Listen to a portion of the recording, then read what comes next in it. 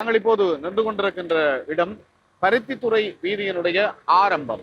Signal சந்தியில நாங்கள் நின்று கொண்டிருக்கின்றோம். பயணிகள் கடந்து செல்லுகின்ற ஒரு பிரதான பாதையாக இருக்கிறது. பருத்தித்துறை வீதியினுடைய ஆரம்ப வீதியாக, அதாவது யாழ்ப்பாணத்திலிருந்து ஆரம்பிக்கப்படுகின்ற பருத்தித்துறை வீதியினுடைய ஒரு ஆரம்ப புள்ளியாக இந்த வீதி இருக்கிறது, பிரதான வீதியாக இருக்கிறது. குறிப்பாக இதுல இருக்கக்கூடிய இந்த சிக்னல் சந்தியின் ஊடாக பலதரப்பட்ட வாகனங்கள் ஒவ்வொரு நாளும் கடந்து செல்லுகின்றது.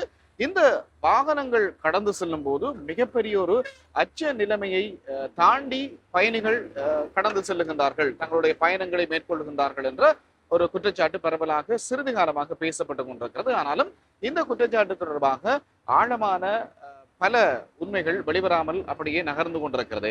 இதற்கு யார் பொறுப்பு சொல்ல வேண்டும் என்பது தொடர்பான விடயங்கள் ஒரு பக்கம், இன்னொரு பக்கம் இது ஏன் சீர் செய்யப்படவில்லை என்ற ஒரு பிரச்சனை இன்னொரு பக்கமாக விடயங்கள் நகர்ந்து கொண்டிருக்கிறது. இன்றைய நாளில் நாங்கள் நேரடியாக இந்த இடத்திற்கு விஜயம் செய்து இது தொடர்பான விடயங்களை உறவுகளோடு கேட்டறிந்து கொண்டு மக்களுடைய பிரச்சனைகள், இது தொடர்பாக மக்கள் எப்படியான அசௌகரியங்களை எதிர்கொள்கின்றார்கள் என்பது தொடர்பான விடயங்களை நாங்கள் அம்பலப்படுத்த தயாராக இருக்கிறோம். நீங்கள் சாதாரணமாக இந்த வீதியை பார்ப்பீர்களாக இருந்தால் தெரியும், மழை காலங்களிலே இந்த வீதியிலே மிகப்பெரிய அளவிலான வெள்ள நீர் தேங்கி நிற்கின்ற அளவுக்கு இந்த வீதிகள் வடிவமைக்கப்பட்டிருக்கிறது.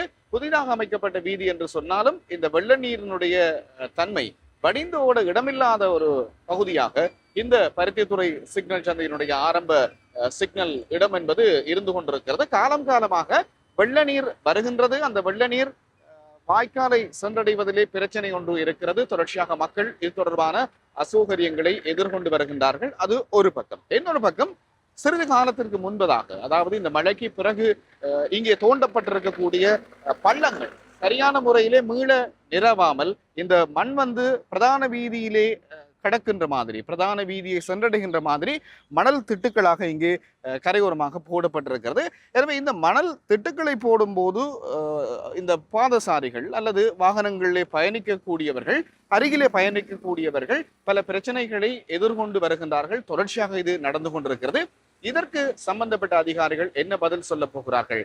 ஏன் இந்த வாய்க்கால் ஒன்று அருகாமையிலே இருக்கிறது, அதற்கு பதிலாக மாற்றீடாக இன்னொரு வாய்க்கால் இங்கே தற்காலிகமாக அமைக்கப்பட்டிருப்பதையும் நீங்கள் காணக்கூடியதாக இருக்கிறது. அதனுடைய மணலைத்தான் வீதியிலே போட்டிருக்கின்றார்கள். இந்த சிக்னல் வழியாக காத்திருக்கக்கூடிய பயணிகளுக்கு இது மிகப்பெரிய அளவிலான அச்சத்தை ஏற்படுத்தக்கூடிய விடயமாக மாறியிருக்கிறது.